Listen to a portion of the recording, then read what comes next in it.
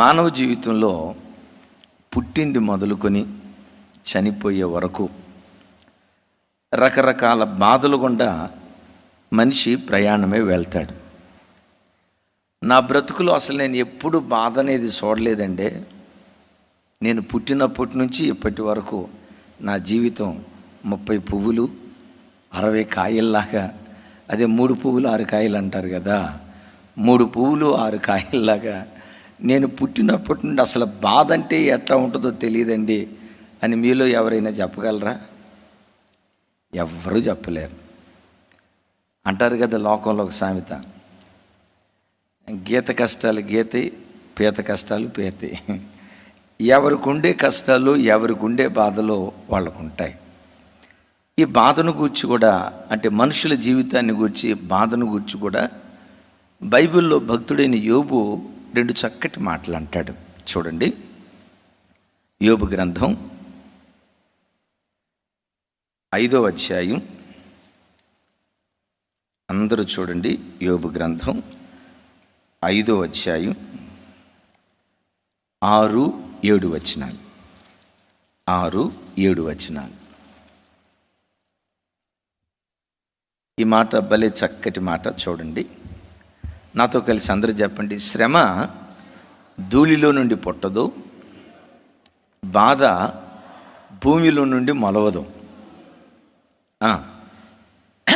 నిప్పు రవ్వలు పైకి ఎగురున్నట్లు నరులు శ్రమానుభవమునకే పుట్టుచున్నారు. చాలాసార్లు ఎవరైనా మనుషులు కష్టాల పాలైపోతే, బాధల్లో ఉంటే వాళ్ళని ఆదరించడానికి వెళ్ళేటప్పుడు మనం తప్పకుండా ఈ మాట వాడతాం. బాధ మనుషులకు కాకపోతే చెప్పండి అమ్మా, ఇంకెవరికి వస్తాయా? ఇంకొక మాట కూడా అంటారు, బాధ మనకు కాకపోతే గొడ్డుకు వస్తాయా? అమ్మ పాములా? రైట్, నిజమే. బాధ మనుషులకు కాకపోతే మానులకు వస్తాయా అని అంటారు. యోబు భక్తుడు కూడా ఇక్కడ అదే మాట అంటాడు. బాధ భూమిలో నుంచి పుట్టదో. చూడండి ఆ మాట, యోబు గ్రంథం 5వ అధ్యాయం మనం చదువుకున్నటువంటి ఈ లేఖన భాగం. బాధ భూమిలో నుంచి పుట్టదు, శ్రమ ధూళిలో నుంచి మొలవదు. మరి ఈ బాధలు, శ్రమలు, దుఃఖాలు ఇవన్నీ ఎవరికి కలుగుతున్నాయి అంటే అక్కడ ఒక మాట అంటాడు, నిప్పు రవ్వలు పైకి ఎగురున్నట్లు నరులు శ్రమానుభవమునకే పుట్టుచున్నారు అంటాడు. అంటే మనుషులు ఎందుకు పుడుతున్నారంట? బైబిల్లో రాయబడిన మాట ఏంటంటే, నిప్పు రవ్వలు ఎప్పుడు పట టప్ టప్ అని పైకి ఎగురుతాయి కదా, నిప్పు రవ్వలు పైకి ఎగురుతాయి అనేది ఎంత వాస్తవమో, నరుడు పుట్టేది కూడా శ్రమానుభవానికే పుడుతున్నాడు అని అంటాడు. అంటే శ్రమ లేని నరుడంటూ భూమి మీద ఎవడు, బాధ అనుభవించని నరుడంటూ భూమి మీద ఎవడు? ఈ మాట చూడండి, ఎందుకు మనుషులు పుడుతున్నారంటే శ్రమానుభవానికి పుడుతున్నారంట. ఇప్పుడు ఒక బిడ్డ పుట్టడంతో మనం చాలా సంతోషపడతాం కదా, ఆ సంతోషంతో పాటు ఇంకొకటి కూడా అనుకోవాలా, వీడు బాధలు అనుభవించడానికే పుడుతున్నాడు రా నాయన అని కూడా ఆలోచించాలా. బర్త్డే కేక్ కట్ చేసేటప్పుడు ఎలా మనుషులు ఎందుకు పుడుతున్నారంట? ఈ బాధ లేకపోతే ఈ శ్రమ, ఈ కష్టం, దీని గూర్చి ఇదే యోబు భక్తుడు 14వ అధ్యాయం 1వ వచనంలో ఓ చక్కటి మాట అంటాడు. ఆ బాధ ఎన్ని రోజులు ఉంటుందో మనిషి తన 14:1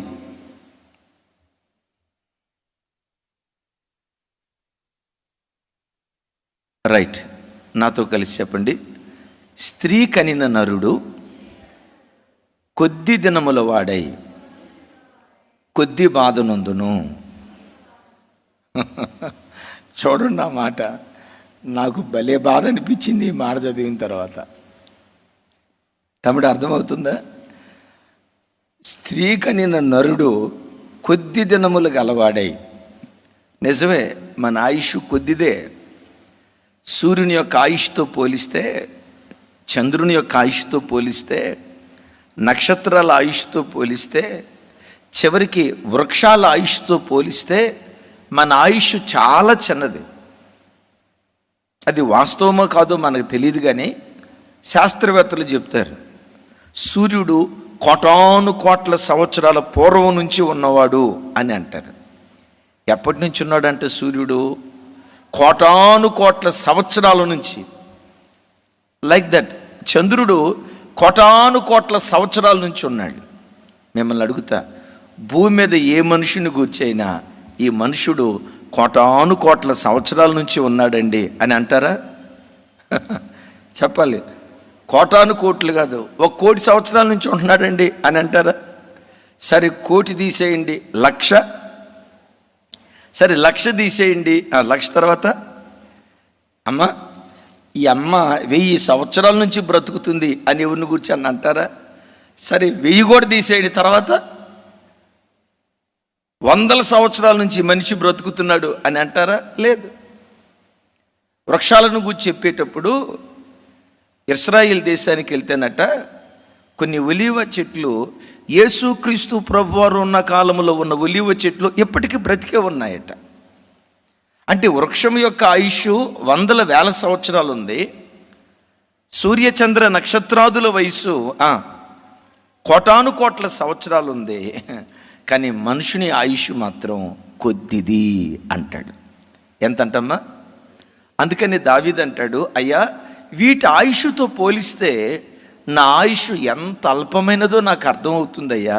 మరో రకంగా చెప్పాలంటే నా ఆయుష్ లేనట్లుగానే ఉందయ్యా. తనను గూర్చి ఏమంటాడో తెలుసా?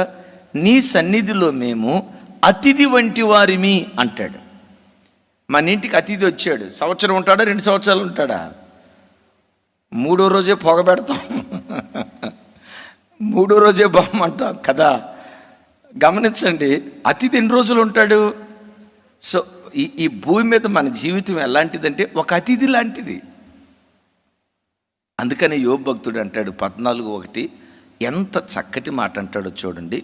స్త్రీ కనిన నరుడు కొద్ది దినములు గలవాడై కొద్ది బాధ నొంది మృతి పొందుతాడు అని అన్నాడంటే లేదు. వాడు బ్రతికే దినాలేమో కొద్దివంట, వాడు అనుభవించే బాధలేమో అస్సలు బాగలేదు. ఈ మాట బాగకపోయినా ఇది నిజం. ఏమంటాడు? నరుడు కొద్ది ఆయుష్కాలము గలవాడే మిక్కిలి బాధ నొందుతున్నాడు అంటాడు. ఏ గుండెను కదిలించినా బాధే, ఏ తల్లిని కదిలించినా గుండె కోతే, ఏ తండ్రిని కదిలించినా కలవరమే, ఏ హృదయాన్ని అడిగినా కళ్ళల్లో నుంచి కన్నీళ్లు దారగా కారేటట్లు అయ్యో నా బ్రతికెట్లయిపోయిందయ్యా, అయ్యో నా జీవితం ఎట్లయిపోయిందయ్యా అని ఏ హృదయాన్ని కదిలించినా హృదయ విదారకమైన విషాద గీతికలు ఎన్నెన్నో. ఇప్పుడు ఒక మాట, అసలు మనుషుని జీవితంలో ఎక్కువ శాతం బాధలు ఎందుకు కలుగుతున్నాయి? మనం ఆరాధించే దేవుని గురించి ఒకసారి ఆలోచిద్దాం. దేవుడు అసలు మనుషుణ్ణి బాధ పెడతాడా? బాధ పెట్టే మనస్సు అంటే తన నమ్ముకున్న ప్రజలను కానీ చివరికి అన్ని ప్రజలను కానీ. విలాప వాక్యాల్లో భక్తుడు ఇర్మియా గారు మాట్లాడుతూ ఇశ్రాయేలీలు చెరసాలకు వెళ్ళి బాధల పాలైనప్పుడు ఒక మాట చెప్తాడు. చూడండి ఆ మాట. విలాప వాక్యాలు 3వ అధ్యాయం 32, 33 వచనాలు. విలాప వాక్యాలు.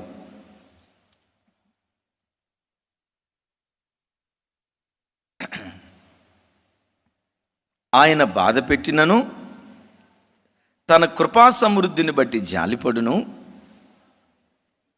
33వ వచనం, అందరూ నాతో కలిసి, హృదయపూర్వకంగా ఆయన నరులకు విచారమునైనను బాధనైనను కలుగ చేయడు. ఇక్కడ ఈ మాట బాగా పట్టుకోండి. హృదయపూర్వకముగా ఆయన క్రైస్తవులకు అన్నాడా, నరులకు అన్నాడా? చెప్పాలి. నరులకు అన్నాడా, యూదులకు అన్నాడా? ఒక క్రైస్తవులకే కాదు, ఒక యూదులకే కాదు, యేసు ప్రభు నమ్ముకున్న వాళ్ళకే కాదు, నమ్ముకున్న వాళ్ళకి కూడారట దేవుడు హృదయపూర్వకంగా ఎవ్వరికి బాధనైనా విచారాన్నైనా దేవుడు కలుగు చేయుడు అని దేవుని యొక్క వాక్యం స్పష్టంగా సెలవిస్తా ఉంది. ఇప్పుడు ఏ తల్లి అయినా తన బిడ్డను హృదయపూర్వకంగా కావాలని సావబాదిద్దా? ఏ తండ్రి అయినా, తమ్ముడా, అదిగా తమ్ముడు ఉన్నాడు, తమ్ముడు నర్సింగ్ అని మంచి సాఫ్ట్వేర్ ఇంజనీర్, వాళ్ళ బాబుకి ఆ మధ్య ఆరోగ్యం బాగకపోతే, తమ్ముడు హెల్త్ బాగాలేదు కదా, హెల్త్ బాగకపోతే పిచ్చోడు ఏడ్చినట్లుగా ఏడ్చాడు.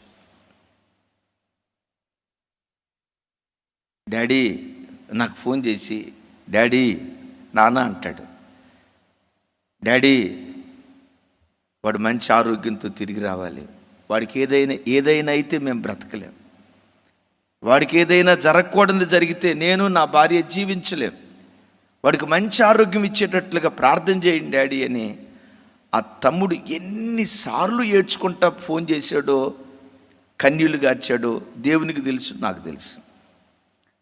తన కడుపును పుట్టిన బిడ్డకి చిన్న బాధ కలిగితే తల్లి ఓర్చుకోగలిగిద్దా? తండ్రి ఓర్చుకోగలుగుతాడా? బిడ్డలారా, ఈ తల్లికి తండ్రికి ఇలాంటి మనసు ఎందుకుందో తెలుసా? ఈ మనస్సు దేవుని మనస్సు. యేసయ్య అంటాడు, చెడ్డవారైనటువంటి తండ్రులు తన పిల్లలకు మంచి చేయాలని ఆలోచిస్తూ ఉంటే పరలోకపు తండ్రి ఇంకెంత మంచి చేయాలనుకుంటాడు కదా. దేవునితో పోలిస్తే లోకంలో ఏ తండ్రి అయినా ఆయనతో పోలిస్తే చెడ్డవాడే. ఎందుకు? దేవునితో మన మంచితనాన్ని ఏనాడు మనం పోల్చుకోలేం కదా. అయితే లోకంలో ఉన్న తల్లిదండ్రులు చెడ్డవాళ్ళైనా తన పిల్లలకు మంచి ఈవులు ఇవ్వాలనుకుంటారు. తల్లికి పిల్లలకు ఉన్న బంధం ఏంటంటే, సామెత ఒకటి ఉంది, కూతురు వర్షంలో దడిస్తే తల్లికి జలుబు చేసిద్దంట. తెలుగులోనే చెప్పా. వర్షంలో దడిసిద్ది ఎవరు? జలుబు ఎవరికి రావాలా? ఎవరైతే వర్షంలో తడిసారో.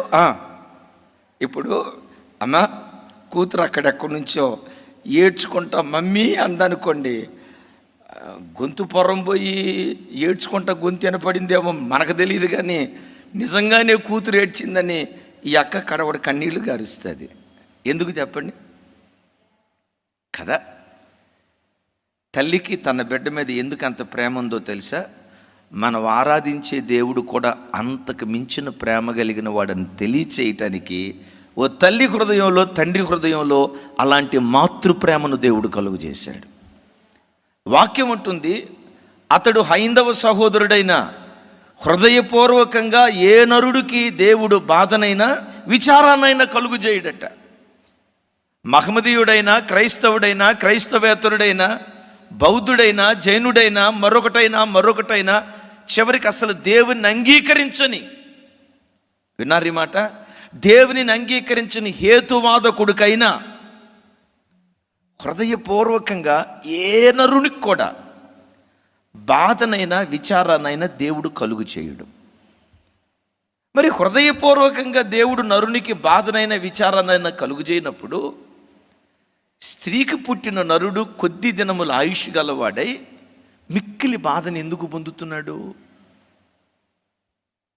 సో ఎక్కువ శాతం మన బ్రతుకులో, మన జీవితంలో మనకు కలిగే బాధలు దేవుడిచ్చినవి కాదు. ఎందుకు అంటే దేవుడు ఒక నరునికి హృదయపూర్వకంగా బాధనైనా విచారానైనా కలుగు చేసేవాడు కాదు. ఎక్కువ శాతం మనుషుని జీవితంలో బాధలు కలగటానికి కలిగిన కారణాల్లో ఇదొక్కటే కారణం అని నేను చెప్పను. చాలా కారణాలు ఉన్నాయి.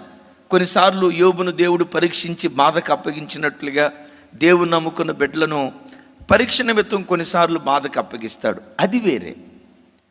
కానీ ఎక్కువ శాతం మనిషి తన బ్రతుకులో బాధల పాలవటానికి కారణం ఏంటంటే, కీర్తనకర్త ఒక చోట అంటాడు, చూడండి, బహు విలువైన మాట, 107వ కీర్తన,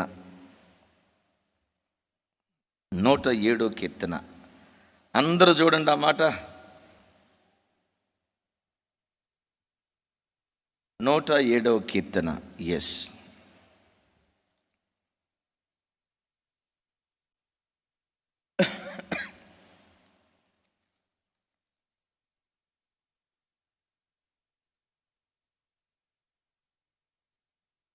పదిహేడవ చరణం. 107:17. ఈ మాట అందరూ చూడండి నాతో కలిసి. బుద్ధిహీనులు తమ దుష్ట ప్రవర్తన చేతను తమ దోషము చేతను బాధను అప్పు తెచ్చుకుందురు. ఏమని రాశాడు? బాధను తెచ్చుకుంటారంట వాళ్ళు. దేవుడు వాళ్ళకి బాధ ఇలా. విన్నారు తమ్ముడి మాట? బుద్ధిహీనులు తమ దుష్ట ప్రవర్తన చేతను తమ దోషము చేతను బాధను వాళ్ళు తెచ్చుకుంటారట. దేవుడు ఇవ్వలేదు వాళ్ళకి. నిజం ప్రభు బిడ్డలారా, ఏ నరునికైనా, ఇక్కడ నేను అంటాను, ఏ నరునికైనా దేవుడు హృదయపూర్వకంగా బాధనైనా విచారణైనా కలుగు చేయనప్పుడు ఆయన రక్తంతో కడగబడిన ఆయన పిల్లలైన మనకు హృదయపూర్వకంగా దేవుడు బాధను కలుగు చేస్తాడా? ఏ నరునికైనా దుఃఖాన్ని కలుగు చేయని దేవుడు ప్రాణం పెట్టి కొన్నటువంటి మనకు హృదయపూర్వకంగా దేవుడు దుఃఖాన్ని కలుగు చేస్తాడా? లేదు అని చెప్పటంలో సందేహమే లేదు. కానీ నరుని బ్రతుకు ఆయుష్ ఏమో కొద్ది కాలపు ఆయుష్, కానీ అనుభవించే బాధ ఏమో మిక్కిలి బాధను అనుభవిస్తున్నాడు. ఎందుకు మనిషి తన బ్రతుకులో మిక్కిలి బాధను అనుభవిస్తున్నాడంటే, ఒకటి బుద్ధిహీనుడిగా జీవించడాన్ని బట్టి, రెండవది తన ప్రవర్తన సరైనది కాకపోవటాన్ని బట్టి, మూడవది దోషం చేసి తన దోషం ద్వారా దేవుడు తనకు బాధ ఇవ్వకపోయినా, వాడు బాధపడేటట్లుగా దేవుడు అనుమతించకపోయినా వీడే వెళ్ళి ఏం చేస్తున్నాడంట? ఇప్పుడు కూరగాయల మార్కెట్కి వెళ్ళావు, వంకాయలు బొట్టలో వేసుకొని ఓ 10 రూపాయలు ఇచ్చో 20 రూపాయలు ఇచ్చో కొని తెచ్చుకున్నావు. తెచ్చుకున్న దేవుడితో పాటు వస్తుంది? చెప్పండి. ఎందుకు వచ్చినాయి ఇప్పుడు వంకాయల దగ్గరికి వచ్చి, ఏ వంకాయలా ఎందుకు వచ్చేవి ఇంటికి, గెట్ అవుట్ అని అన్నావు అనుకోండి, ఒరి పిచ్చి మేడమా నేను రాలా చెప్పాలి. నేను రాలా, నేను ఎందుకు వచ్చా, నేను రాలా, ఈడే తెచ్చుకున్నాడు. ఏ వంకాయలారా గెట్ అవుట్, లేకపోతే చేపలారా, ఎండిపోయిన చేపలారా కంపు వస్తుంది వెళ్ళిపోండి అని అన్నావు అనుకోండి, వాటికి నోరు తెరిచి ఒకవేళ నోరుంటే అంటది, ఒరే మెంటలోడా నేను రాలేదు వీడి ఇంటికి, వీడు తెచ్చుకున్నాడు. చాలాసార్లు నీ బుద్ధిహీనపు ప్రవర్తన, అమ్మ వింటున్నావా?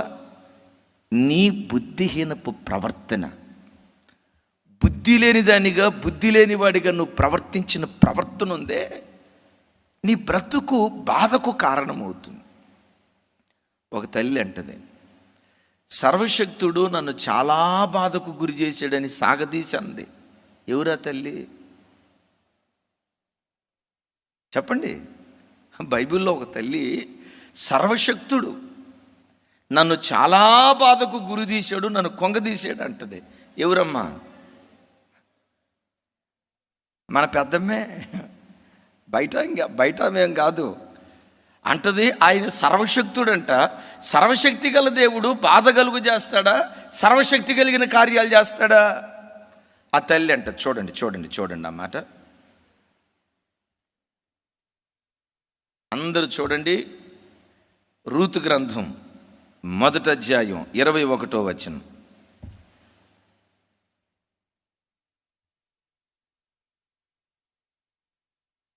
నాతో కలిసి చెప్పండి.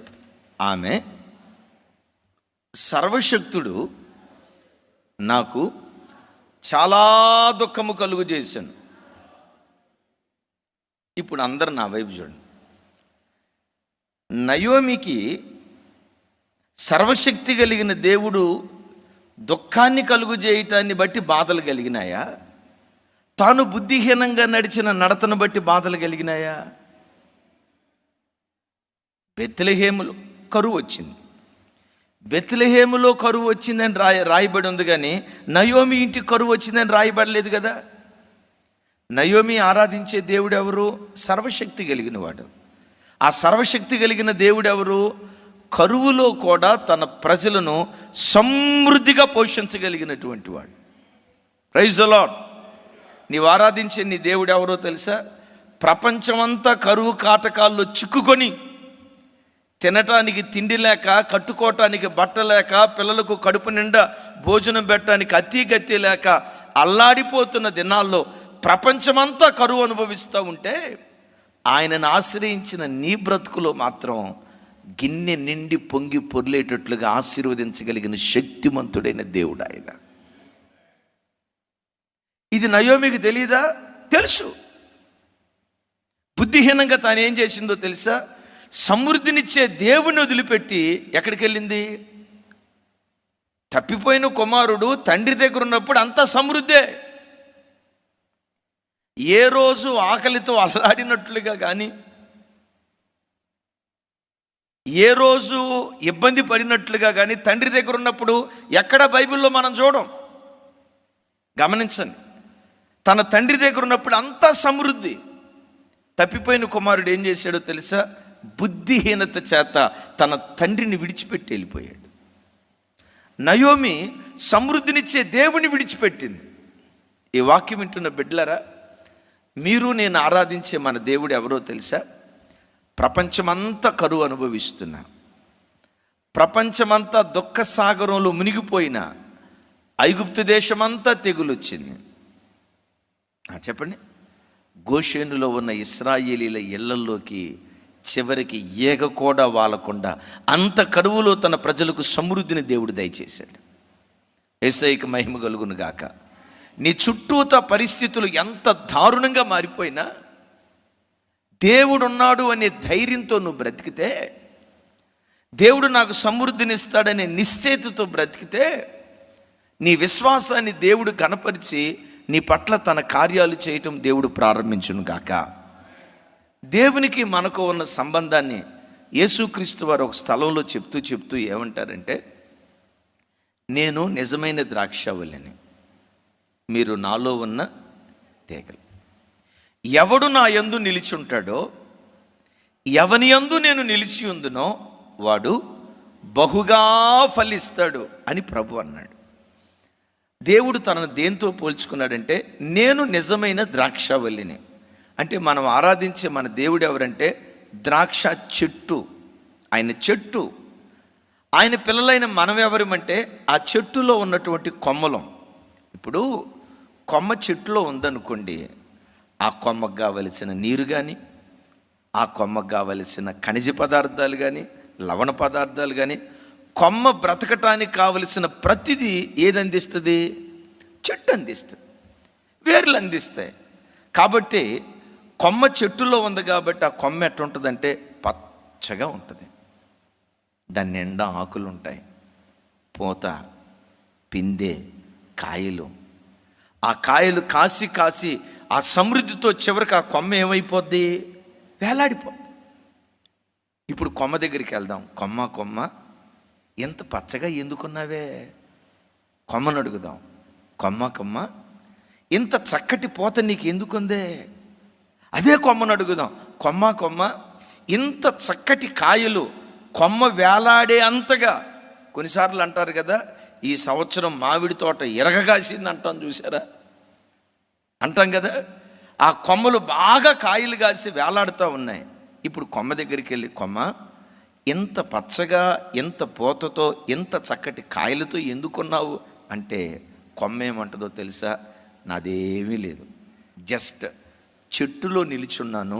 చెట్టులో నిలిచున్న కారణాన ఆ చెట్టు నన్ను బ్రతికించి నాకు సమృద్ధినిచ్చింది.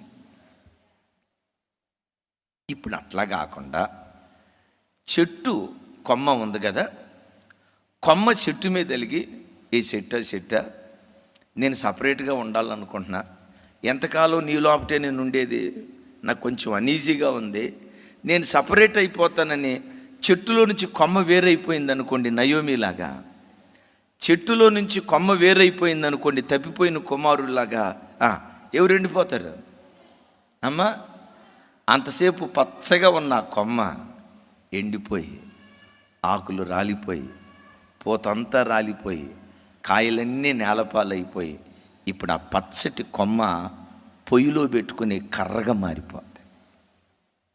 అందుకనే బైబిల్లో రాయబడిన మాట, బుద్ధిహీనుడు ఎప్పుడు దేవుణ్ణి ఆశ్రయించడట.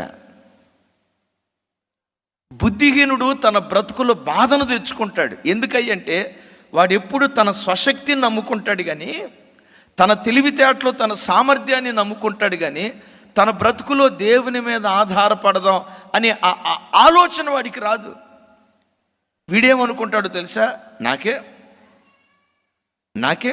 నేను సాఫ్ట్వేర్ ఇంజనీర్ని, నాకే ఎంటెక్ అయిపోయింది, నాకే 2-3 పిల్లలు ఉన్నారు, నాకే 2-3 ఇళ్ళు ఉన్నాయి, నాకే 5-6 ఎకరాల పొలం ఉంది అని చెప్పి దేవుని మీద ఆధారపడకుండా వీటి మీద ఎవరు ఆధారపడతారో వాడు బుద్ధిహీనుడు అని దేవుని వాక్యం అంటుంది. మనం ఆరాధించే మన దేవుడు ఎవరంటే ఆయన పచ్చటి చెట్టు. ఆయనలో నువ్వు నిలిచున్నావంటే నీకు కావలసిన ప్రతిదీ దేవుడు అనుగ్రహించునుగాక. బుద్ధిహీనుడు ఒకవైపున దేవుని ఆశ్రయించడు, రెండవది బుద్ధిహీనుడు బాధను తెచ్చుకుంటాడు అని రాసి ఉంది కదా. బుద్ధిహీనుడికి దుబారా అలవాటు ఉంటుంది ఎక్కువ. దుబారా అంటే జాగ్రత్త అనేది వాడి డిక్షనరీలో ఉండదు. అందుకని బైబిల్ ఒక చోట సామెతల గ్రంథంలో రాసి ఉంటుంది, చూడండి. సామెతలు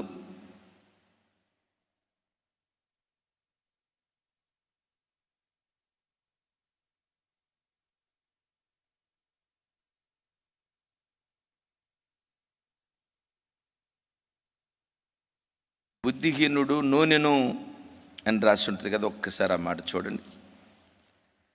ఎస్, సామెతల గ్రంథం 1 minute.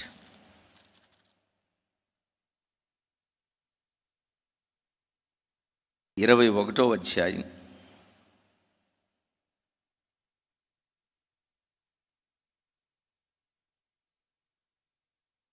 21వ అధ్యాయం 20వ వచనం. 21:20. అందరూ నాతో కలిసి మాట చెప్పండి. విలువగల ధనమును నూనెయు జ్ఞానులు ఇంట ఉండును,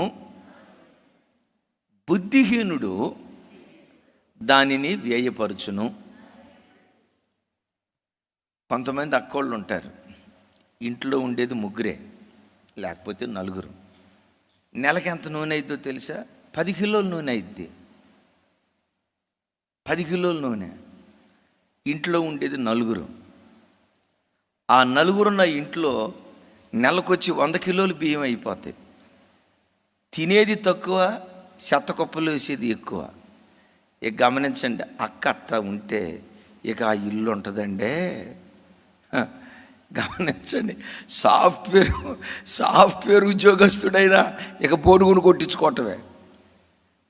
బిడ్డలారా, బుద్ధి కలిగినోడు ఎప్పుడు ఒబ్బిడిగా ఉంటాడు, బుద్ధిహీనుడు ఎప్పుడు దుబారా చేస్తాడు. బైబిల్లో రాయబడిన మాట, బుద్ధిహీనుడట విలువ కలిగిన ధనాన్ని నూనెను, ఇది ఆత్మీయ కోణంలో చెప్పటం కాదు, లిటరల్గా మనం అర్థం చేసుకుందాం. విలువ కలిగిన ధనమును నూనెను చెప్పండి, ఏం చేస్తాడు? వ్యయపరుస్తాడు. ఓరక ఖర్చు చేస్తూ ఉంటాడు. బుద్ధి కలిగిన కన్యకలు, బుద్ధి లేని కన్యకలు ఉన్నారు మీకు తెలుసు కదా. బుద్ధి కలిగిన కన్యకలు ఏం చేశారు? అమ్మో, రేపేం అవసరం వచ్చిద్దో ఈ నూనె జాగ్రత్త పరుచుకుందాం, అమ్మో ఆయన రావటం ఆలస్యం అయిపోద్దేమో ఈ నూనెను భద్రపరుచుకుందామని రేపటిని గూర్చి ఆలోచిస్తూ నూనె భద్రపరుచుకుంది. ఈ బుద్ధి లేని కన్యకలు ఉన్నాయి చూసారా, రేపటిని గూర్చి దేవుడు విచారించొద్దని చెప్పాడు కాబట్టి, నా ప్రాణమా తినుమో, ఈ రోజు తినేసి రాసుకొని వెళ్ళిపో. ఇట్లా చేసే దేవుడు అంటే బుద్ధి లేనుడు. నీకు వచ్చే ఆదాయం ఎంత, నువ్వు పెట్టే ఖర్చు ఎంత. ఒక తమ్ముడు నా దగ్గరకు వచ్చి, అన్నా కొత్త సెల్ ఫోన్ కొన్నానన్నా, గట్టిగా ప్రార్థన చేయండి అన్నా అన్నాడు. ఎందుకు అంత గట్టిగా ప్రార్థన చేయాలి, ఎంత ఫోన్ అన్నా. ఎంతన్నా, జస్ట్ 30,000 అన్నా అన్నాడు. నీ జీతం ఎంతరా అన్నా.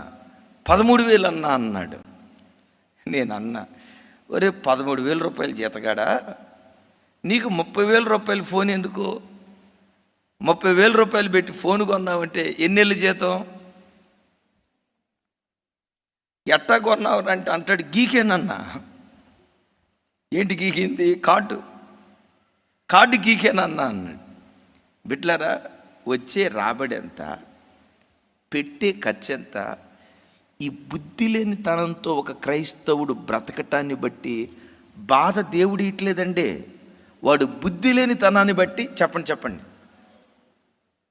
దేవుడు బాధ లేదండి. అయ్యయ్యో, దేవుడు బాధ ఇలా. దేవుడు ఎలాంటి గొప్పవాడంటే, ఏ నరునికైనా, ఏమంటే క్రైస్తవుడికే కాదండి, ఇక్కడ అంటాడు ఏ నరునికైనా హృదయపూర్వకంగా బాధనైనా విచారాన్నైనా ఆయన కలుగు చేసే దేవుడు. మరి ఎందుకు కొంతమంది జీవితాల్లో బాధ కలుగుతుందో తెలుసా? కారణం ఏంటంటే, విలువ కలిగిన ధనాన్ని, నూనెను వేయిపరిచి రేపు భవిష్యత్తును గూర్చి ఆలోచించకుండా. ఒక తమ్ముడు ఉన్నాడు, భలే మంచోడు. నెలకు 70,000 రూపాయల జీతం.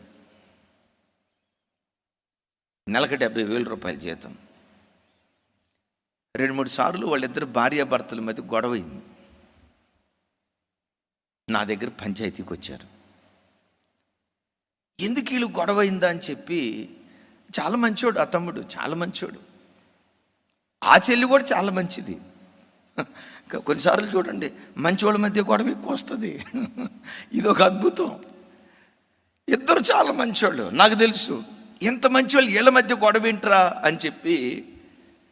ఎందుకు వచ్చిందంటే, ఆ తమ్ముడు చెప్తాడు, అన్నా ఈ మనిషి చెయ్యి అంత దుబారానన్నా.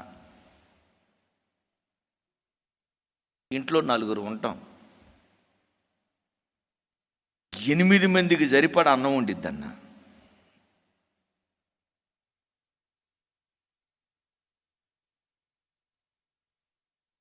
ఎంతమందికి సరిపడా? నేను చెప్తున్నా యేసయ్య 5 రొట్టెలు 2 చేపలు విరిచి పంచిపెట్టినప్పుడు అక్కడ అంటాడు, చిన్న రొట్టె ముక్క కూడా చెప్పాలి, చిన్న రొట్టె ముక్క కూడా నేల మీద పడొద్దు, వ్యర్థం చేయొద్దు, వేస్ట్ చేయొద్దు. దేవుడు నష్టం చేయటానికి ఒప్పుకునేవాడు కాదు. చిన్న రొట్టె ముక్క కూడా నేల మీద పడొద్దు, వ్యర్థం చేయొద్దు అని బైబిల్లో దేవుడు చెప్పాడు కదన్నా. అన్నా, ఇంట్లో తినేది 4 అయితే ఆ కుక్కలకి పందులకి వేసేది ఎక్కువ అన్నా. మాకెక్కడే గొడవ వస్తుందన్నా, కొంతమంది చూడండి, ఆ తినేటప్పుడు కూడా కుక్క తిండి కొంతమందిది. కుక్క తిండి ఆడు తినేటప్పుడు కొంతమందిది కోడి తిండి ఉంటుంది. కోడి ఉంటుంది చూసారా, పెటమని గింజను ఒకటి కొట్టిద్ది, ఇట్ట అంటది, మొత్తం గింజలన్నీ సల్లా చెదురైపోతాయి. వాడు తిన్నాడంటే ఇక ప్లేట్ చుట్టూత చిన్నపాటి అండర్ గ్రౌండ్ డ్రైనేజ్ అయిపోవాల్సిందే. ప్లేట్ చుట్టూత చెత్త, తినేది ఇంత, చెత్తలో పడేసేది ఎక్కువ. బిడ్లరా, రూపాయి పొదుపుగా వాడుకోవటం నీకు జాత కాకపోతే బాధ దేవుడు నీకెవడో, నీవే కొని తెచ్చుకుంటావు. అట్లాగని పిసినారితనంతో ఉండమని కాదుండోయ్. పిసినారితనం వేరు, జాగ్రత్త వేరు. పిసినారితనం వేరు, జాగ్రత్త వేరు. సరే, ఎంతకేంటి తమ్ముడు అన్నయ్య, ఇక రోజు బియ్యం పోసేటప్పుడు నా దగ్గరకు వచ్చి, ఎన్ని గ్లాసులు పోయమంటావు, కందిపప్పు ఎంత వేయమంటావు, ఉప్పు ఎంత వేయమంటావు నన్ను అడిగిద్దన్నా. నేనా ఆడోడిని? అరే నువ్వు చేయాలి కదా అంటే, లేదు నేను ఏం చేసినా నువ్వు పెద్దానికి వంక పెడుతున్నావు. అరే వంక పెట్టడం ఎట్టయితే, ఇది దుబారా చేస్తున్నావు అని చెప్తున్నా, వేస్ట్ చేయొద్దని చెప్తున్నా. ఇప్పుడు అంటదన్నయ్య, సరే అట్టయితే నువ్వే వండుకో. అరే డ్యూటీకి వెళ్ళి మరలా నేను వంట వండేదంటే, నేనేం చేసినా నువ్వు వంక పెడుతున్నావు కాబట్టి నేను చేయనని చెప్పి మొఖం మాడిసిందంట. నేను కూర్చోబెట్టి చెప్పా, అమ్మా యేసయ్య చిన్న రొట్టె ముక్కను కూడా వృధా చేయొద్దన్నాడు. వృధాగా ఖర్చు పెట్టేవాడు బుద్ధిహీనుడు. ప్రైజ్ ది లార్డ్, గట్టిగా ప్రైజ్ ది లార్డ్. ఒకసారి నేను సేవకు మా జీవితంలో జరిగింది చెప్తాను. మ్యాక్సిమం మేము మా సేవ ప్రారంభంలో ఫ్రిడ్జ్ లేని కాలంలో కూడా పొద్దుడిది మిగిలితే రాత్రికి తినేవాళ్ళం, రాత్రికి మిగిలితే తెల్లారిన తర్వాత తినేవాళ్ళం, తెల్లారిన తర్వాత కూడా మిగిలితే మధ్యాహ్నం తినేవాళ్ళం, మధ్యాహ్నం కూడా మిగిలితే రాత్రి కూడా తిన్నట్లుగా గుర్తుంది. కానీ చిన్న మెతుకు కూడా వేస్ట్ చేసినట్లుగా మాకు జ్ఞాపకం లేదు. యేసయ్యకి మహిమ కలుగును గాక. గట్టిగా చెప్దాం ఆమేన్. ఒకసారి మెదక్లో మీటింగ్స్ జరుగుతున్నాయి, కరెక్ట్గా మెదక్లో మీటింగ్స్ జరుగుతున్నాయి. సేవకులు చెల్లెళ్ళు అందరూ వెళ్ళిపోయారు, జార్జన్ వాళ్ళు అందరూ వెళ్ళిపోయారు. ఇక నేను అక్క మేమిద్దరమే ఉన్నాం. టవేరా కారు ఇక్కడే ఉంది. నాకు సడన్గా అనిపించింది ఇప్పుడు మనం ఇద్దరం టవేరా కారులో వెళ్ళాలంటే రాను బాను 1200 రూపాయలు డీజిల్ ఖర్చు అయింది. అదే బస్కి వెళ్తే 300 రూపాయలు అయిపోద్ది కదా అని చెప్పి కారు ఉండగా కారు ఇక్కడ పెట్టి, నాకు బాగా గుర్తు, కారు ఉండగా కారు ఇక్కడ పెట్టి బస్సు ఎక్కుదామని చెప్పి ఇక్కడ నుంచి ఎక్కడ సోరారం చౌరస్తాకి నడుచుకుంటా వెళ్ళాం. అర్ధగంట ఏ బస్సు రాలా, గంట ఏ బస్సు రాలా, గంటన్నర ఏ బస్సు రాలా, 2 గంటలు ఏ బస్సు రాలా. పక్కింటి వాళ్ళని ఏంటయ్యా బస్సు రాలేదు అంటే, ఈరోజు బస్సులు స్ట్రైక్ అండి అన్నాడు. అప్పుడు నేను అన్న, ప్రభా బస్సులు స్ట్రైక్ అయిపోయి అంటే, ప్రభా ఎట్లా వెళ్ళాలి మీటింగ్ అంటే, దేవుడు అంటాడు, రై నీకు కారు ఇచ్చింది ఎందుకురా? ప్రభా డీజిల్ నోరు మీద పీసినారోడా, బయలుదేరు. కారు ఇచ్చి నేను నీకు డీజిల్ పోయినా ఎట్టాడి దరిద్రపు లెక్కలు వేయొద్దు, బయలుదేరో. మేము వేసుకునే చెప్పులు మొదలుకొని ధరించే చొక్కాయి వరకు, వాడే ఫోన్ మొదలుకొని, ఈ ఫోన్ చూడండి నా వైపు. మననే ఒక చోట సేవకుల కోటంలో ఫోన్ కూర్చి చెప్తా, ఈ ఫోన్ ఎంత ఉంటుందో చెప్పండి అన్న. నా వైపు చూసి అన్నాడు ఒక పాస్టర్ గారు, ఇక మీరు దేవుడు మీకు ఇచ్చిన స్థాయి ఇది ఎంత లేదన్నా ఒక 60-70 వేలు ఉంటుందండి అన్నాడు. 60-70 వేలు ఉంటుందండి అన్నాడు. ఫోన్ చూడకుండానే నేను అన్న, ఫోన్ చూసి చెప్పండి అన్న. 30,000 అన్నాడు ఒక ఆయన. అట్ట కాదు, దీని సొక్కాయి ఉపదేస్తా నాకండే అని చెప్పి దీని సొక్కాయి తీసి ఇప్పుడు చెప్పండి అన్న.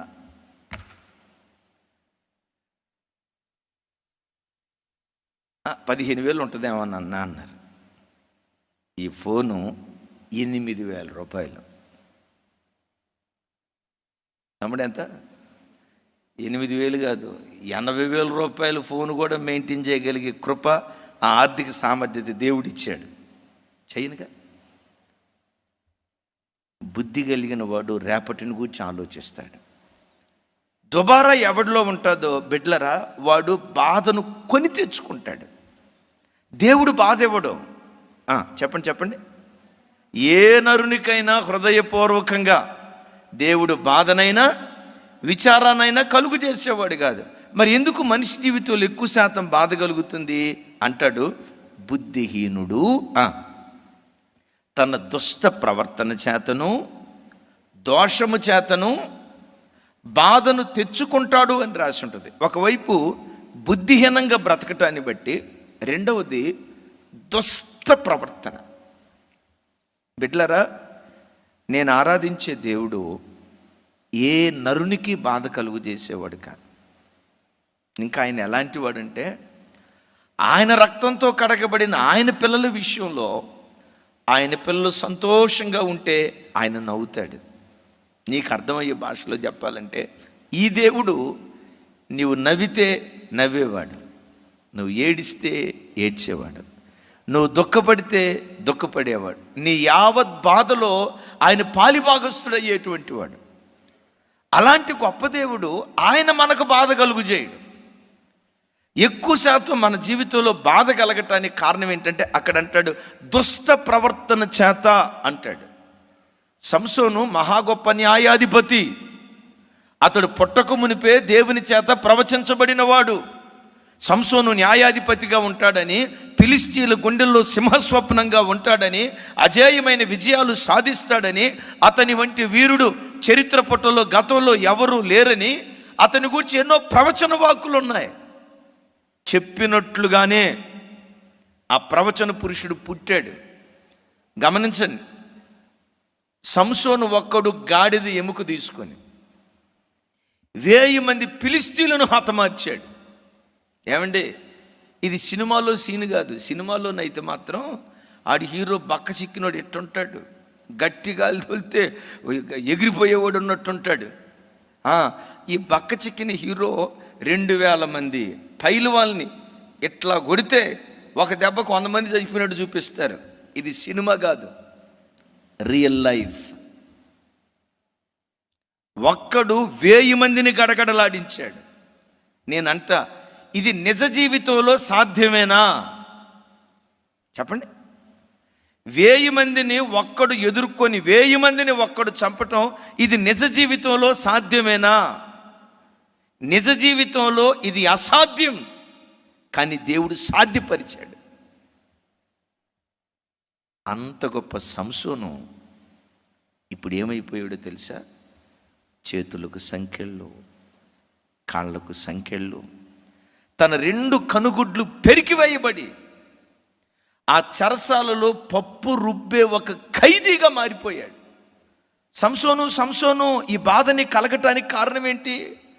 అయ్యయ్యో, నువ్వు దేవుని తెలుసుకున్నవాడివి కదా, దేవుడు నీకు ఈ బాధ ఇచ్చాడా అనంటే, సంసోనుకే గనక గమనించండి, సంసోన్నే గనక అడిగితే సంసోన్ ఏమంటాడు తెలుసా? అయ్యా, దేవుడు నా మాట అనొద్దయ్యా, ఈ బాధ దేవుడు నాకు కలుగు చేయలేదయ్యా, దేవుడు ఈ బాధ కలుగు చేస్తే నాకు ఈ బాధ రాలేదయ్యా, మరి ఎందుకు ఈ బాధను అనుభవిస్తున్నావు? నా దుష్ట ప్రవర్తనే నేను బాధను అనుభవించడానికి కారణమైందంటాడు. బిడ్డలారా చూడండి, కొన్నిసార్లు నీ బ్రతుకులో నీ చెడ్డ బుద్ధి, నీ చెడ్డ ప్రవర్తన, వావి వరసలు తప్పే నీ దుష్ట ప్రవర్తన,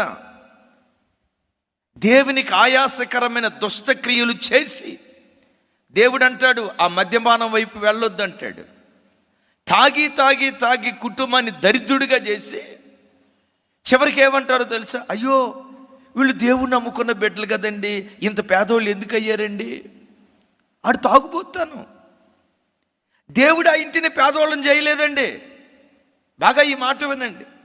నేను ఒక కుటుంబాన్ని ఎరుగుదును. ఈ వివరాలన్నీ నేను చెప్పడానికి ఇష్టపడలేదు, కానీ నేను చూసినంత వరకు ఆ భార్య భర్తలంత అందగాళ్ళు అందగత్తులు నా జీవితంలో నేను ఎక్కడ చూడల. మేడ్ ఫర్ ఈచ్ అదర్ అంటారు చూసారా? మంచి అత్తరి భర్త బహు అందగాడు. తాను ఎంత గొప్ప అందగాడో తన భార్య కూడా అంతే ఎత్తు, అంతే రంగు. అసలు ఆ రోజుల్లో ఆ తల్లిని ఆ తండ్రిని ఇద్దరిని చూసి సినీ హీరోయిన్ వీళ్ళ ముందు దిగదడుపు. వీళ్ళు మేకప్ వేసుకుంటే సినీ హీరోలు అందంగా కనపడతారు, మేకప్ లేక ఎంత అందంగా ఉన్నారో కదనని ఆ ఊరిలో ప్రజలంతా వాళ్ళను గూర్చి బహుఘనంగా చెప్పుకునేవాళ్ళు. వింటున్నారు ఈ మాట? అలాంటి పెయిర్, అలాంటి జంటని ఓ రకంగా నా జీవితంలో నేను ఎక్కడా చూడలా. మీరు నా వైపు అదో రకంగా ఏం చూడొద్దు అన్న, అంటే మా జంట బాగాలేదా అని నన్ను అడగొద్దే.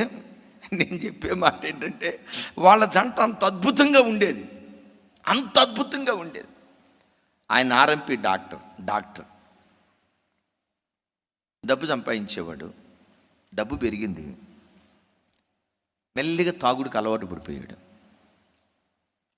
అసలు మంచి కుటుంబం. 5 పిల్లలు, 5 పిల్లలు, 2 కొడుకులు, 3 కూతుర్లు. ఎప్పుడైతే డబ్బు వస్తూ ఉందో మెల్లిగా తాగుడికి అలవాటు పడిపోయాడు. తాగి ఆ క్లినిక్లోనే 1 రోజు 2 రోజులు తాగి అక్కడే పండుకొని ఇంటికి రాకుండా 1 సంవత్సరంన్నర పాటు అట్లా కుటుంబాన్ని నిర్లక్ష్యం చేశాడు. ఇంటి ఆవిడ ఏం చేసిందో తెలుసా? సరే, భర్త దారి తప్పాడు. భర్త దారి తప్పితే నా పిల్లలకు భవిష్యత్తుని ఇవ్వటానికి నేనైనా నిలవబడాలి. భర్త త్రాగుబోతుగా జీవిస్తూ ఉంటే నేనైనా నా కుటుంబానికి నిలవబడి నా కుటుంబాన్ని నిలవబెట్టుకోవాలి అనే ఆలోచన లేకుండా భర్త ఎట్లా త్రాగుడికి అలవాటు పడ్డాడో ఈ భార్య అక్రమ సంబంధానికి అలవాటు పడిపోయింది. వాళ్ళ మధ్య వివాదాలు పెరిగాయి. చివరికి ఇద్దరికి డివోర్స్, విడాకులు అయిపోయినాయి. ఆ 5 పిల్లల్లో 2 కూతుర్లు ఎయిడ్స్ రోగంతో చచ్చిపోయారు. ఒకే ఒక కూతురు బ్రతికుంది. 2 కొడుకులు. ఆ 2 కొడుకులు లారీ క్లీనర్లుగా ఉద్యోగం కాదు, లారీ క్లీనర్లుగా పని చేసుకుంటున్నారు. వాళ్ళలో ఒకడు లారీ డ్రైవర్ అయ్యాడట. ఎందుకు ఈ కుటుంబం నెట్ట నిలువున కూలిపోయింది? దుష్ట ప్రవర్తన. నేను ఎరిగిన ఒక 3 ఆర్ఎంపీ డాక్టర్లు ఉన్నారు విజయవాడలో. విజయ్ కుమార్ అన్నని, అదే విజయవాడలో యేసుబాబు అన్నని, 2 ఆర్ఎంపీ డాక్టర్లు. వాళ్ళిద్దరూ మన చర్చికి వచ్చి లాస్ట్ టైం 2 పర్యాయాలు మన మధ్యలో పాటలు పాడారు. విజయవాడ వాళ్ళిద్దరూ ఆర్ఎంపీ డాక్టర్లు. వాళ్ళకిచ్చిన పిల్లలు ఏ స్థితికి వెళ్ళారో తెలుసా? ఎంబీబీఎస్ డాక్టర్లు అయ్యారు.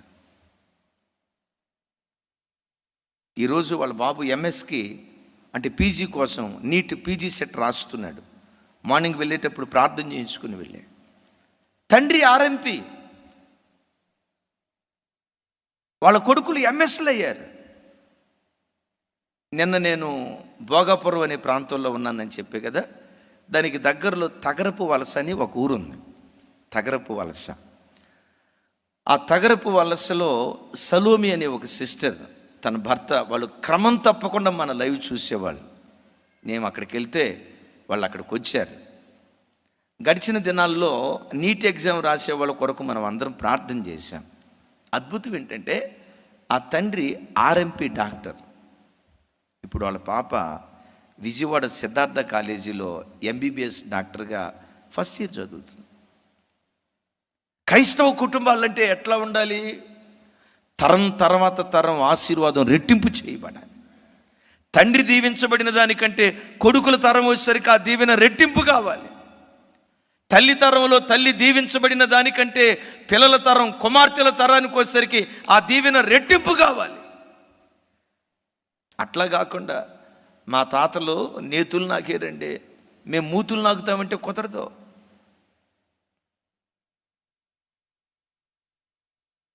బైబిల్లో చూస్తాం కదా, అబ్రహామును దేవుడైన యెహోవా బహుగా ఆశీర్వదించాడు అని రాసింది. తన కుమారుడైన ఇస్సాకు దగ్గరకు వచ్చేసరికి ఏమని రాసిందో తెలుసా? అబ్రహామును ఆశీర్వదించిన దానికంటే ఇస్సాకును మిక్కిలిగా దేవుడు ఆశీర్వదించాడంట. ఈరోజు వాక్యం వింటున్న బిడ్డలారా, ఓ దైవజనుడిగా నా చేతులెత్తి మిమ్మల్ని దీవిస్తున్నాను. తల్లిదండ్రులుగా దేవుడు మిమ్మల్ని దీవించాడు కదా, నా చేతులెత్తి మిమ్మల్ని దీవిస్తున్నాను. మిమ్మల్ని దేవుడు దీవించిన దానికంటే మీ గర్భాన పుట్టినటువంటి మీ పిల్లలను, మీ పిల్లల గర్భాన పుట్టినటువంటి మానవ సంతానాన్ని మిమ్మును దీవించిన దానికంటే రెట్టింపుగా నా దేవుడు దీవించునుగాక. చెప్దాం ఆమేన్. అలా తరం తర్వాత తరం దేవుడు తన కార్యాలు రెట్టింపు చేయాలంటే, వాక్యం వింటున్న బిడ్డలారా, ఏ దుష్టక్రియకు నీ జీవితంలో చోటివ్వకో, ఏ క్రమం తప్పిన సంబంధాల వైపు వెళ్ళకో, దేవునికి ఆయాసకరమైన ఏ పని చేయటానికి కూడా నీ జీవితంలో ముందడుగు వేయకుండా నీ ప్రవర్తనను సత్ప్రవర్తనతో నువ్వు కాపాడుకుంటే నీ బ్రతుకు కాలమంతా నవ్వే దేవుడు పుట్టించునుగాక. నీ బ్రతుకులో దేవుడు సంతోషమే పుట్టించునుగాక. ఎందుకు ఈ వ్యక్తి బాధను అనుభవిస్తున్నాడంటే దేవుడు బాధనివ్వలా. ఏమని రాసింది? ఈ మాట చెప్పాలి, అందరూ చెప్పాలి. తెచ్చుకుంటున్నాడు. దేని చేత? బుద్ధిహీనత చేత, దుష్ట ప్రవర్తన చేత, దోషము చేత తన బాధను తెచ్చుకుంటున్నాడట. అందుకనే ఇర్మియా గ్రంథంలో ఒక మాట రాసి ఉంది, చూడండి. ఇర్మియా గ్రంథం 2వ అధ్యాయం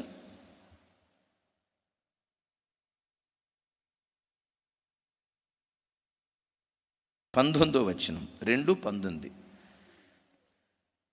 ఇర్మియా గ్రంథం 2వ అధ్యాయం. నాతో కలిసి మాట చెప్పండి. నీ దేవుడైన యెహోవాను విసర్జించుటయు, నీకు నా ఎడల భయభక్తులు లేకుండుటయు,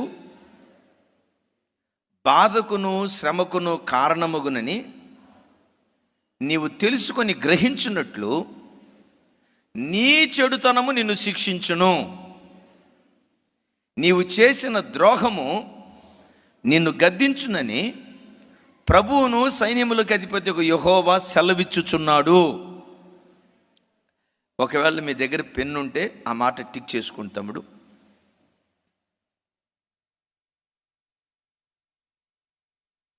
ఇంకొకసారి నాతో కలిసి చెప్పండి. నీ దేవుడైన యెహోవాను విసర్జించుట, ఆ దేవుని పట్ల భయభక్తులు లేకుండుట బాధకు శ్రమకు కారణమైంది.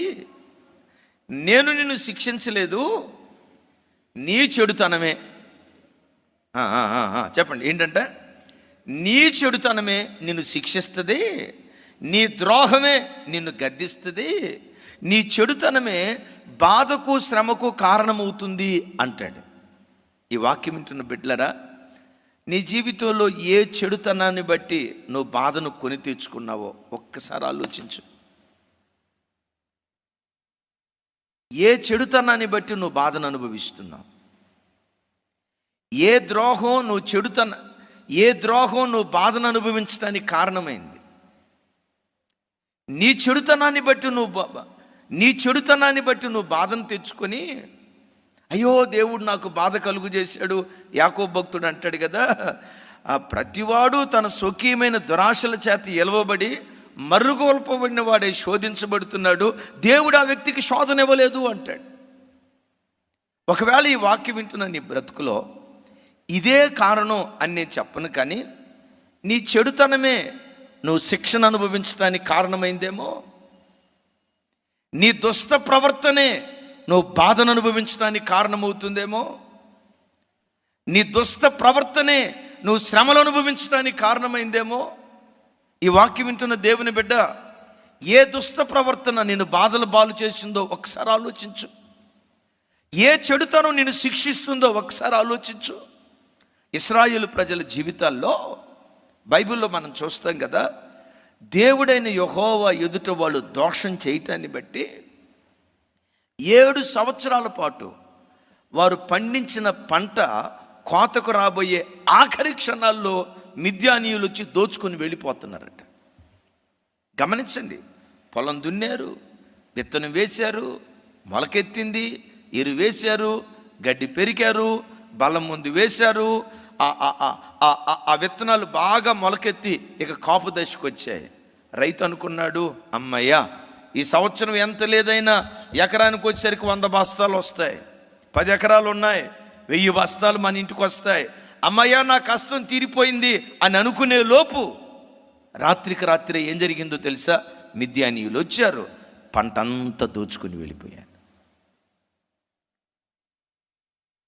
గమనించండి, ఒక వ్యవసాయకుడు 6 నెలల పాటు ఎదురు చూసిన పంట రాత్రికి రాత్రి మాయమైతే ఆ బాధ వర్ణనాతీతం కాదా? ఇలా జరిగింది 1 సంవత్సరం కాదు సుమి, 7 సంవత్సరాల పాటు. ఇక పంట చేతికొచ్చింది, కోసుకొని ధాన్యం ఇంటికి తెచ్చుకుందాం అని అనుకునే లోపు రాత్రికి రాత్రి మిద్యానీయుడు రావటం, పంట దోచుకొని వెళ్ళిపోవటం. బైబిల్లో రాయబడిన మాట ఏంటో తెలుసా? ఇశ్రాయేలీలు తమ దోషమును బట్టి మిక్కిలి హీన దశకు చేరారట. నాతో కలిసి ఈ మాట చెప్పండి. ఇశ్రాయేలీలు తమ దోషమును బట్టి మిక్కిలి హీన దశకు చేరారట. సోదరులరా, నీ బ్రతుకు మిక్కిలి హీన దశకు చేరటానికి, తమ్ముడు నా వైపు చూడు, అమ్మా, నీ ఇల్లు మిక్కిలి హీన దశకు చేరటానికి నీ ఇంటిలో ఉన్న దోషమే దీనికి కారణమేమో జాగ్రత్త. నీ భర్త చేస్తున్న దోషభరితమైన కార్యాలే దానికి కారణమేమో జాగ్రత్త. నీ యవన బిడ్డలు చేస్తున్న దోషమే దానికి కారణమేమో జాగ్రత్త. ఇశ్రాయేలీలు దోషం చేయటాన్ని బట్టి మిక్కిలి చెప్పండి, హీనదశ అంటే పర్వాలా అంటాడు. అదిగో చూడండి, మిక్కిలి హీనదశకు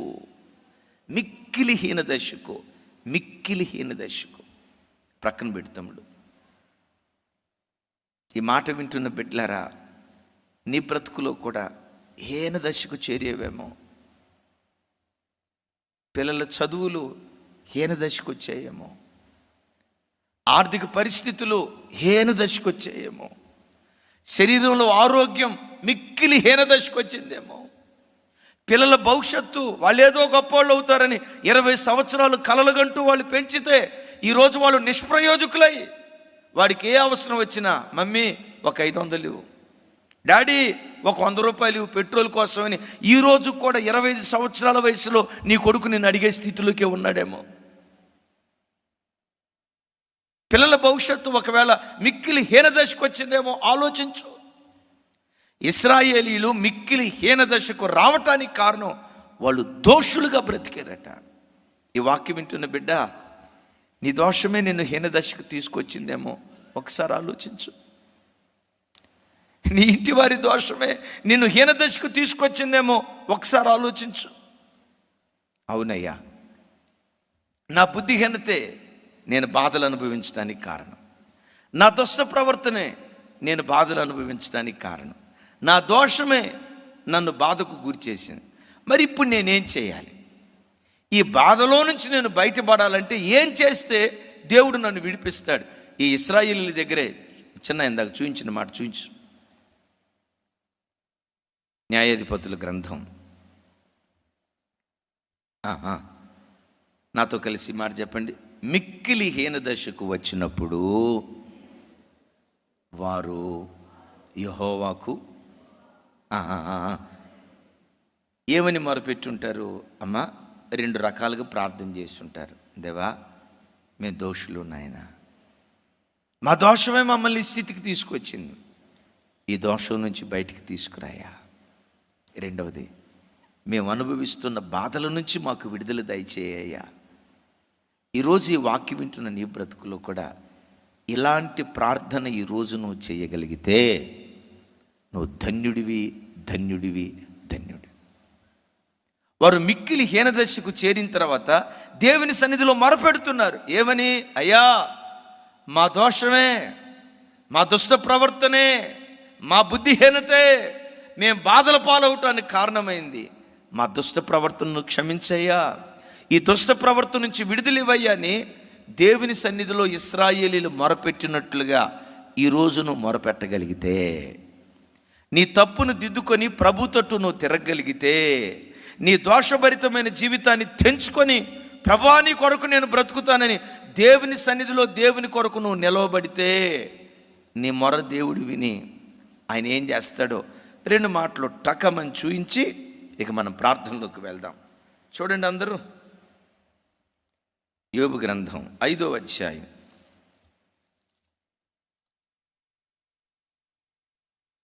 యోబు గ్రంథం 5వ అధ్యాయం 19వ వచనం చూడండి.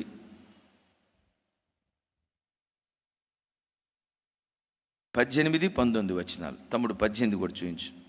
రైట్. ఆయన గాయపరిచి గాయములు కట్టును, ఆయన గాయములు చేయును, ఆయన చేతులే స్వస్థపరచును, 6 బాధలలో నుండి ఆయన నిన్ను విడిపించును, 7 బాధలు కలిగిన 70 బాధలు కలిగిన వాటన్నిటిలో నుంచి దేవుడు తప్పిస్తాడు. Praise the lord.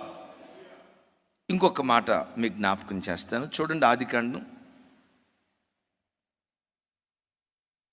యోసేపు జీవితంలో ఓ చక్కటి మాట మనం చూస్తాం. చూడండి, 41వ అధ్యాయం 52వ వచనం. 41:52.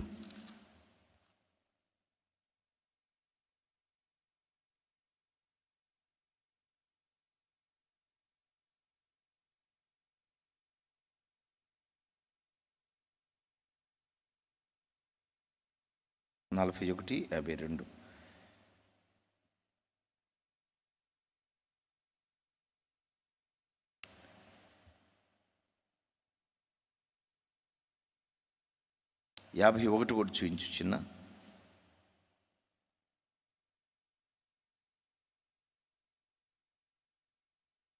రైట్. అప్పుడు యోసేపు, దేవుడు నా సమస్త బాధను, నా తండ్రి ఇంటి వారిని అందరినీ నేను మర్చిపోవునట్లు చేసినని చెప్పి తన జ్యేష్ఠ కుమారునికి మనష్షే అని పేరు పెట్టెను. తరువాత అతడు, నాకు బాధ కలిగిన దేశమందు దేవుడు నన్ను అభివృద్ధి పొందించినని చెప్పి రెండవ వానికి ఎఫ్రాయిము అని పేరు పెట్టెను. ఈ దేవుడు ఎవరంటే, నీకు ఎన్ని బాధలు కలిగినా అవి 6, 7, 70 అప్రస్తుతం. ఎన్ని బాధలు కలిగినా నీవు ఆయన సన్నిధిలో మొరపెడితే వాటన్నిటిలో నుంచి దేవుడు తప్పిస్తాడు. ఎన్ని బాధలు కలిగినా వాటన్నిటిలో నుంచి తప్పిస్తాడు. వాటన్నిటిలో నుంచి తప్పించడమే కాదు, ఈ దేవుడు ఎవరో తెలుసా? బాధ నొందిన దేశమందే నిన్ను అభివృద్ధి పొందింప చేయటం దేవుడు ప్రారంభిస్తాడు.